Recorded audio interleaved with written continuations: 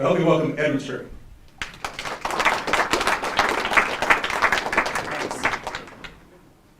It's really nice to be here. I appreciate this invitation, Mark. I think that I first spoke for you in 2004, maybe, or 2005. Somewhere in there. And Ernest was there, and Butler, you were there too.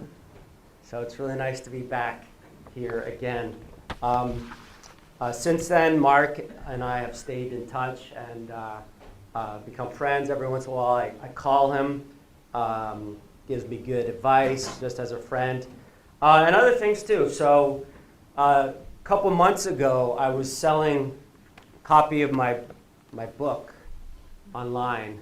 And I sent it out, and the buyer was in Kazakhstan. And I mailed the book, and then it turns out it was a weekend, and my computer alerted me that I got a chargeback from the credit card. It was a fraudulent order, and it was 4 a.m., and I was just distraught. So I was like, okay, it's 2 a.m. Arizona time. Okay, Mark, what's your number here? Attorney for Freedom. I call him up, and he's like, hello? And I'm like, Mark, I've got an emergency. He's like, it's 2 a.m. I'm like, I know. That's why I'm calling Attorney for Freedom. Somebody defrauded me in Kazakhstan. I shipped this amazing book, the best possible book in the world, and I got a chargeback from my credit card. And he's there. He's like, and I'm like, all right, he's thinking. He's thinking about our plan. So I was like, all right, okay, Mark, here's what we got to do. We got to collect evidence. We got to figure out the identity and the location of this fraudster. We're going to call the Kazakhstan police. We are going to hire some lawyers in Kazakhstan. They're going to be working with you. We're going to initiate a trial in Kazakhstan. The one thing I wasn't sure, should we have the trial in Phoenix or in Kazakhstan? Present evidence to both jurisdictions. Then I'm going to have my day in court, and I'm going to get my $40 back. Now, turns out that it took a little bit longer than I expected, and so I ended up having to buy, with all the hours, billable hours, I ended up having to buy Mark a new Porsche, and his son Max a new Camaro. So, but we're still awaiting judgment. I think I'm going to get my money back. All right, so this story and a few other stories I'm going to tell you are going to illustrate the point of my talk, and the talk is going to be called The Fable of the Leeches, or the single most unrealistic assumption of many economists. And for those of you who've read a bunch of obscure old economics works, The Fable of the Leeches is a reference to a work called The Fable of the Bees, which described humans as bees in a beehive. All right, so I'm going to start with 4 real stories and then another one, which might be a tale. Okay, this following one is true, a true story. In February of 2016, so 2 years ago, almost today, hackers posing as officials from the Bangladesh bank sent 35 requests to the Federal Reserve Bank of New York to transfer $951 million out of the Bangladesh bank into private accounts in Philippines and Sri Lanka. This is actually a true story. This actually happened. in Bangladesh.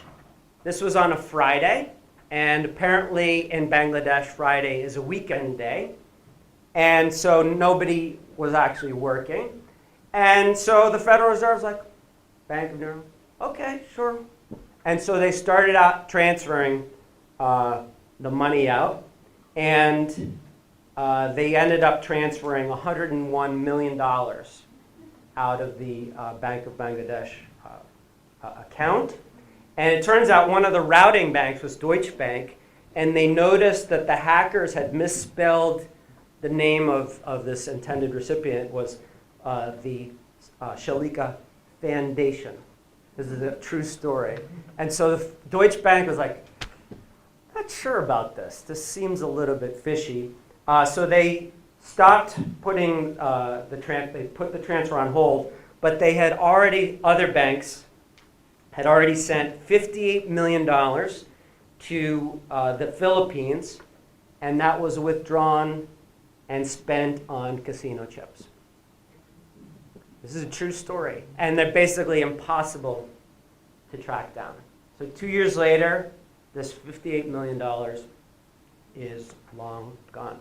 Now, if these two large governmental institutions are unable to track down millions and millions of dollars, consider the case of a small merchant selling something really great online, subject to very many small fraudulent orders. Okay? In most theories, the police, the courts, the government is this omniscient, zero-cost, perfect entity. And I'm going to suggest to you, which I think everybody here will realize very quickly, that the government does not act that way. It turns out in most countries, simple trial will take over 100 days at a minimum, depending on the country, or upwards of 5 years. And this is first world countries. If you're in third world, it can go on and on and on and on. And so a recent study of law enforcement in England found they will not even investigate any fraud for less than $200,000. Okay? So basically, the world as it exists right now, commerce, specifically online commerce, which I'll focus on for the next couple of minutes, exists in a state of anarchy. It exists without us being able to rely on government rules and regulations against fraud. And according to some theory, when you don't have government rules against fraud, then you're not going to see any trade take place. But it turns out online commerce and all commerce is flourishing. And I'm going to go through and give you some examples of how this works to describe examples of private governance. Private governance are rules and regulations that work behind the scenes oftentimes, and they come about through markets. They come about through the profit motive rather than coming about through the state. The first example that I will highlight is the innovations of PayPal. PayPal was founded in 1999. They had only a few hundred users by the end of the year. And just about 5 months later, they had, I forget the number right now, but like 1 million users. Okay? It was like amazing exponential growth within the first few months. It turns out they didn't realize that they were going to be subject to lots and lots of small fraudulent orders. People will steal passwords through phishing scams, and then they sell these passwords to other fraudsters, and then another group will actually take these fraudulent passwords and then figure out how to steal from people. So maybe we'll steal $5 from every single person in the middle of the night. In the morning, they transfer the money out into another account, and people might not wake up, or they might notice it a month later, in which case the fraudster is long gone. PayPal basically encountered the example of that I was sharing at the beginning of this talk, and they approached various law enforcement officials and found that they were totally ill-equipped to solve the problem of online fraud. In early days, they went to police, they showed them evidence, and the police were like, what's a banner ad? So they have to be very technologically savvy, but it turns out they weren't. I know another guy who had a computer company in the 1990s, and some hacker got into his computer, and he was basically going to destroy this entire business. So he called up the police, and the police showed up to his house, looking around. So what happened?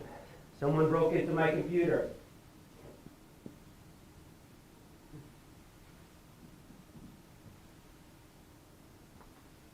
Where'd they break in from? The internet? What's the internet? Dun-dun-dun. That's a true story. Well, according to one of my friends, he told me it's true.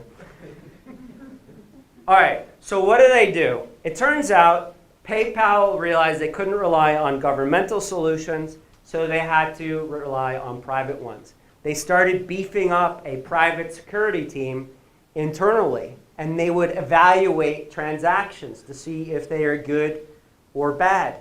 It turns out there were too many bad transactions that it was dwarfing the time of the team. So they started programming a machine learning system that would analyze transactions using various algorithms to say, what's the chance that Mark Victor is really awake at 2 a.m. on Saturday, and is he really buying diapers in Texas? And they can assign a probability to that, and then they will be able to say, all right, should we approve this transaction or turn down this transaction or require extra verification? So they implemented the first commercial utilization of what we now know as common, but CAPTCHA, where you have to type in the name of a garbled text. They had a very sophisticated machine learning system that would look for patterns and update these patterns over time. So if they saw something that looked fishy, they would say, okay, all right, well, this other one looks similar, and they would be able to weigh the costs and benefits of approving these transactions. PayPal co-founder Max Levchin said, I think a good way to describe PayPal is a security company pretending to be a financial services company. Business Week described PayPal as a pre-crime detective. Right? And the way they do it is so different from the way law enforcement does things. They treat the problem as a problem of risk management to be solved ex ante, before it occurs, rather than ex post, using the law. And I will suggest that pretty much all order in the world comes about through mechanisms like this, through private mechanisms like this. The better firms are at predicting whether something's bad or not before it occurs, the more irrelevant it becomes that we can't rely on American police or Kazakhstan police or anybody to solve our problems after they occur. So for-profit solves a problem rather than the bureaucratic method. I'll give you a couple more examples from my own personal history. When I graduated college in 1997, before I went to grad school, was working on a trading floor at the World Trade Center Boston, which was the largest trading floor outside of New York. And my firm was very large. We had 5% of all volume that went to the New York Stock Exchange. And most of those transactions were automated, they were electronic, except on my desk, we dealt with what were called over-the-counter stocks. And those are stocks that were not listed on the New York Stock Exchange. In many cases, they were firms that had been delisted.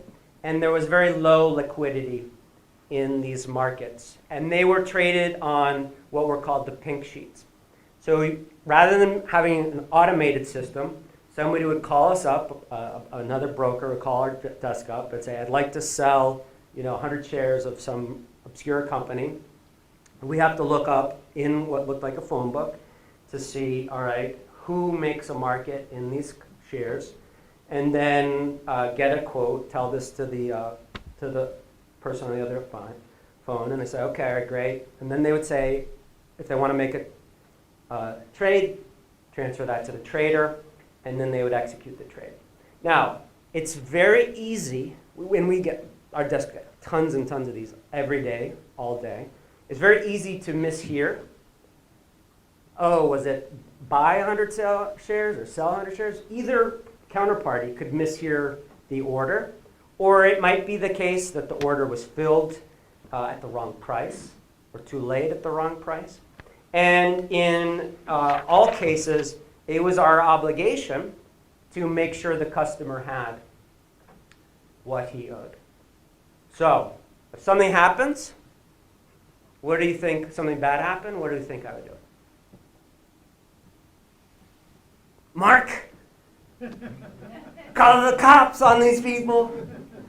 I said buy 100 shares, not sell 100 shares. Go get them. Okay. And then we could await trial, and now we've got 2 open positions for 6 months, the value of which could change substantially. We could rely on the law. Well, in reality, that's not what happened. We dealt with these people every single day, multiple times per day, and it was easier to treat each other as, discipline of continuous dealings is a term that Adam Smith used. It's easier to say, all right, we're not sure who made the mistake, but let's just rectify it right now. Because maybe you made a mistake, maybe I made a mistake, and we're doing this so many times every day. Let's just fix it, and all these errors are going to cancel out in the end. So the vast majority of times, it was just settled simply like that. In a few cases, if the price of the share had fluctuated so much that there was a lot of money at stake, then there would be a private, investigation between the firms. Okay, whose problem was it? And then charge that loss to one of the individuals or their account involved. So in no case was the law involved. The discipline of continuous dealings causes people to be forward-looking and to treat the person with long-term incentives rather than cheating. So even though we couldn't rely on the law to settle all these millions and millions of transactions, personal relationships were all that mattered. All right, the next example I will give you is from New York. One of my cousins, a few of my cousins, they own a kitchen company. And they started out with individual kitchens for residentials. And then now they've transitioned into installing kitchens in skyscrapers. And I have had the opportunity to see some of these skyscrapers built. And I'll tell you, it's quite amazing. The construction workers are there every single day, including the day after Thanksgiving, at 7 a.m., even if it's snowing, and they are there working. And I'm thinking, well, why are they in such a rush? Well, it turns out they have to keep on a tight schedule. They've got to rent, the master developer's got to rent the cranes. Those are very, very costly. And you've got basically this huge marching army of subcontractors who need to meet deadlines. And if any one subcontractor doesn't meet the deadline, that's going to hold up the entire show. And in all likelihood, the value at stake for a subcontractor and the value that the subcontractor can cough up if they mess up, it's much smaller than the value of the entire high-rise. We're talking about a huge high-rise with a lot at stake, and the subcontractor, I'm like, you know what? Hangover. Can't make work today. Sorry, guys. I think I said I was going to deliver, but don't think I can do it. Well, then what about the people who were supposed to show up the next day? And what about the people who are supposed to show up the next day? This could cause major problems. Now, what's the legal solution in this case? So, same thing. We just initiate one of these trials. It's only 6 months, 18 months, no problem. Fine. Right? Good. So the real solution are what are called contract bonds or performance bonds, where all subcontractors have to go to a company which is the equivalent of an insurer that says, if I default, if I don't deliver, this company selling the contract bond, the performance bond, is going to cough up the money to compensate the building for the delays of the subcontractor. And not any subcontractor can get a performance bond. The equivalent of the insurance company writing these performance bonds, these contract bonds, will investigate whether you have the ability to deliver on your promises to install these kitchens. They'll look at your track record, they'll look at your books, they look at your current capacity. They might say, okay, you've done this level high rise, fine, we can write you performance bond for that. But if you want to do a skyscraper, that's a whole other thing. And so you basically have to get pre-approved by the equivalent of an insurance company. And guess what? Companies who buy this have every incentive to deliver on time, because the last thing they want to do is have their company who's underwriting them have to cough up money because they're not going to be able to get underwritten in the future. So the contract bond aligns the incentives such that the subcontractor is going to deliver, and the company that's doing the underwriting is going to make sure that this first party is going to deliver. Okay, so when things are very timely, you can't rely on police and courts. I had a neighbor.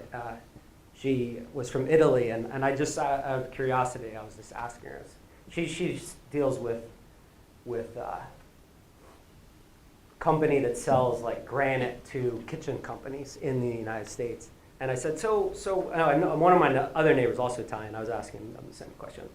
So what happens if there's a dispute, you need to go to Italian courts? And she was like, no, don't do that. Apparently it'll take at least 5 years. It's the last thing that you want to do. All right, the next example that I will give before I get to my fable is from 2011. So I spent some time in New York, and no, is this 2011? I forget the year. 2012. There was this superstorm, Hurricane Sandy, and it was kind of like these two storms kind of coming together and coming right to where I was. And so I was a little bit nervous, but also in my neighborhood at the time, there were these Occupy Wall Street people. And so I was kind of actually rooting for Hurricane Sandy to come in and clean up the neighborhood a little bit. But what I didn't realize was the storm ended up flooding lots and lots of stuff. And if you live in a residence and they flood the basement of the storm, you got to move out.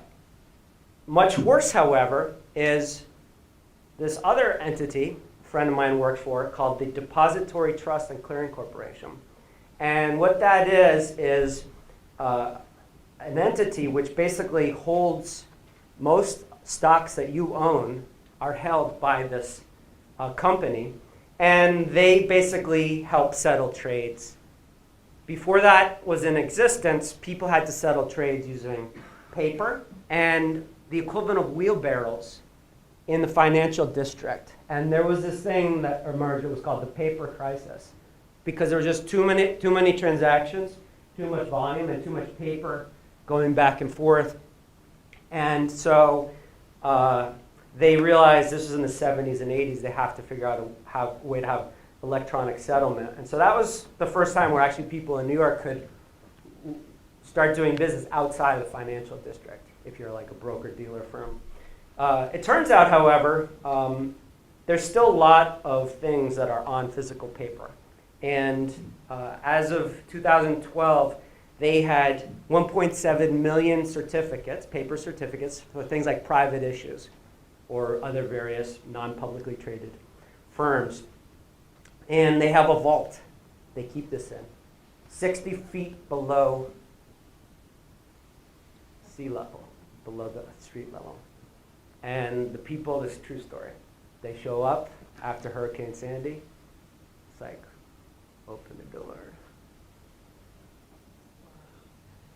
open the vault. And there's 1.7 million certificates floating in seawater in this vault. And it's actually kind of a cool, amazing story, what they did to save these things. They got freeze trucks, and they got these people who could carry the certificates up. It's all like under close surveillance to make sure nobody steals, Oh, nice certificate there. Yes. So I will be back. So everything was under surveillance, private surveillance. They put them into freeze trucks. That freezes the water. And then they were able to drive these certificates down to Texas, to a facility. There they froze dry them, and when you do that, I don't know how the science works, the water just disappears. So you freeze dry them, and then they apply some chemical process to prevent deterioration, and then they put them back in these Brinks trucks, armored trucks, and sent them back to New York. And it worked out fine. But is there a better way to do things moving forward? Well, it turns out Depository Trust and Clearing Corporation, among other things, is using technology to try and better track assets. And one of the things they're using now, investing in heavily, is blockchain technology. Okay, so they are like, all right, what technology invented by crypto anarchists can we look to help better settle and keep track of transactions? And so they are now trying to be better utilizing technology to figure out who owns what. I'll mention another thing where mainstream financial institutions are using blockchain technology, which is kind of cool. Imagine you've got 5 banks in a circle, each transferring $100 million to each other, and one of them, for some reason, some other checks didn't cash in time, and then they're a little bit short. Unless you have centralized clearing and settlement, this one person or this one bank not having the $100 million at the right time is going to cause a chain reaction among all the other banks. And that can be a big problem. So mainstream financial institutions are also using blockchain technology to better settle, more instantly settle transactions. Stock transactions today, it's called T+2, take these 2 extra days. The more they go in this direction, the more likely that you can have closer to instant settlement and pre-reconciliation of trade. So that's another example of private people figuring out how to make sure people get what they owe, even though government enforcement is not an option. All right, now I will wrap up with the fable. David Friedman doesn't like this, but I apologize. I will tell it again.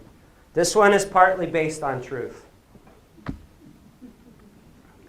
So my dad is from upstate New York, and in Dutchess County, and very cool estate. They used to produce flour, so they used to have a mill, but they haven't in a long time. So there's this water there, which is basically just sitting around.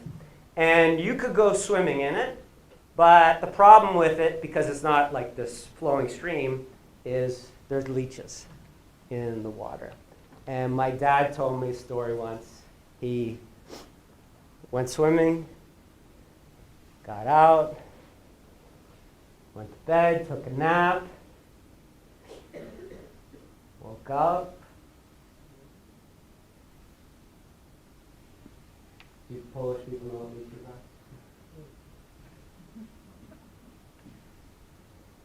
So imagine if these leeches could talk. Dr. Stringham, Dr. Stringham, please don't kill us.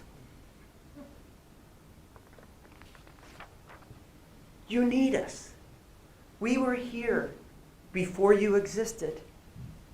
We know that you're upset with us, and we know that you think that we're irrelevant.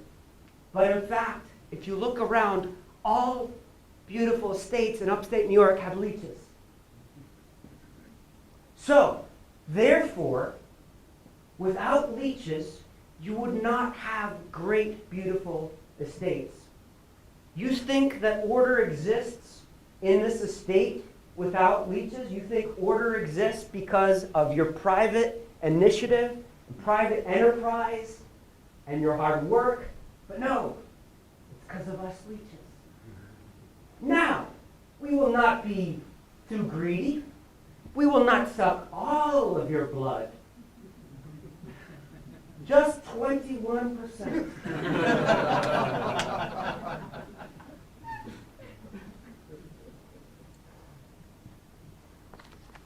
I'll save for another day what happened to the leeches.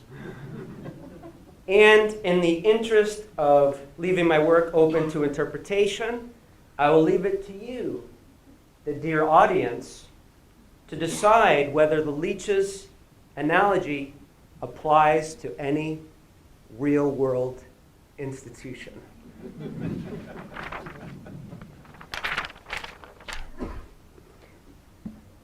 Mark and I agree on a lot of things. One of the things we debate about is he's hardcore atheist and I am not. And so I believe God created the universe, but I do reject the modern creationist story. I don't believe that the world was created in 7 days in the modern sense of the word. And at the same time, I think most people have a view about markets. They're basically economic creationists. On the 7th day, government created courts. And then we had markets. And as I go through in my book, there's just tons and tons of examples. The first stock market, 17th century Amsterdam, came about privately. Government did not enforce contracts in them. They viewed them as gambling. They thought that they were just wrong. So private parties used reciprocity, reputation mechanisms to make contracts work. London, same thing. Stockbrokers got kicked out of the Royal Stock Exchange.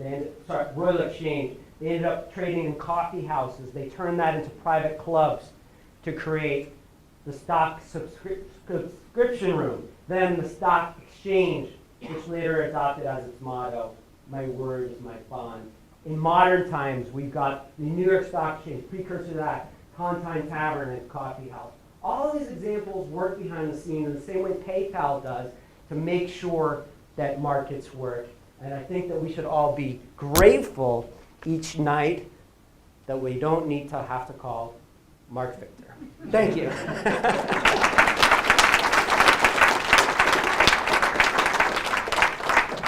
I'm certainly grateful for that. Got a couple minutes, and I should also say, yes, we got a couple minutes. Go ahead.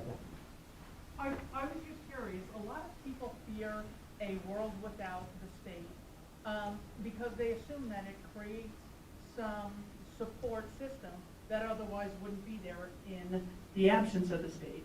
What assurance can you give the average person considering these ideas that they don't need a state in order to have their property protected and their lives protected from, say, foreign invaders or just predatory business practices?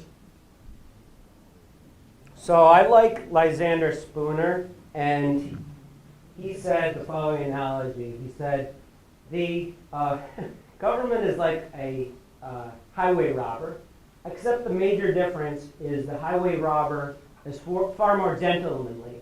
The highway robber, after he steals your money, at least has the decency to let you go on your way and doesn't continue following you around and telling you that he's protecting you.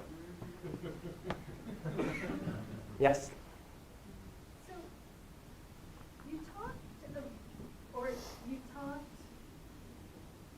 about and implied the two, what in my mind almost seem to be contradictory forces that actually enable commerce to move forward.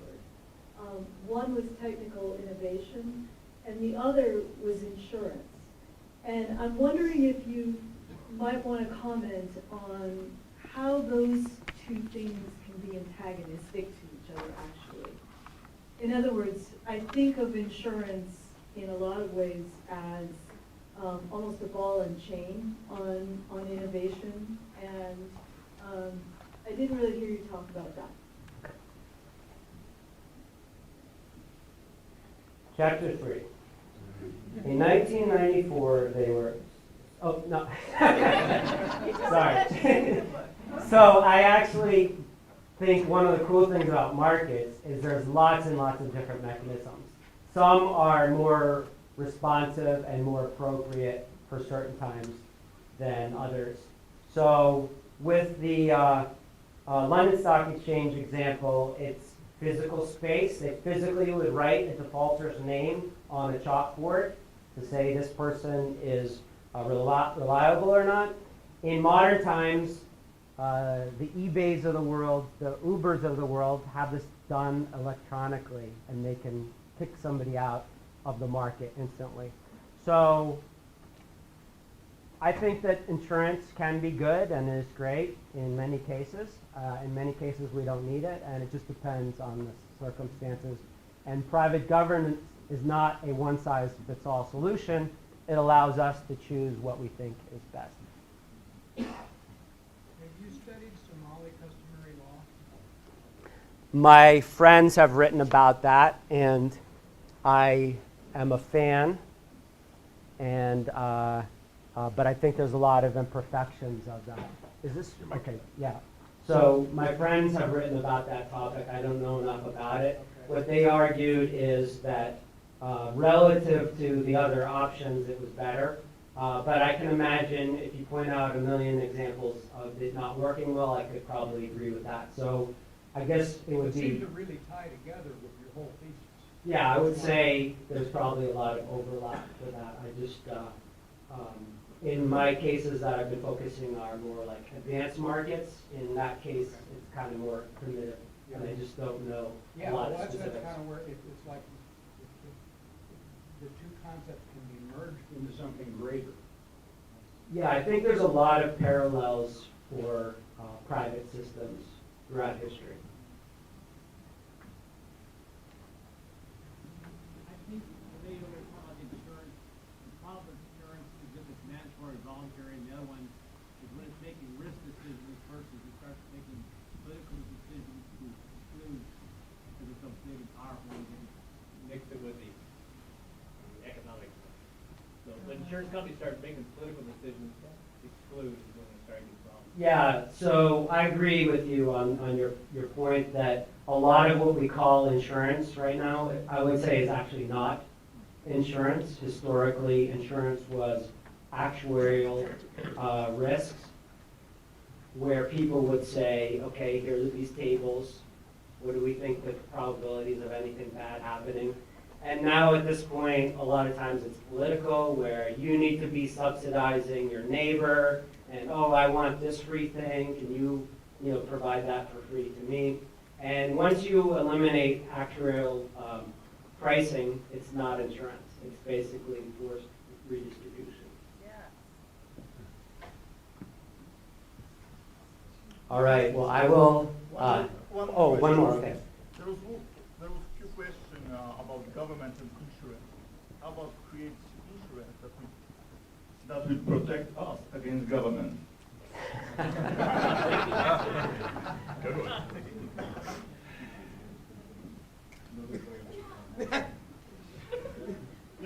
Go, I man. do have a few Go. copies of this book, which I would be willing to sell at a discount, even though I did not answer your question. That will be Private Governance, Part 2. Thank you very much.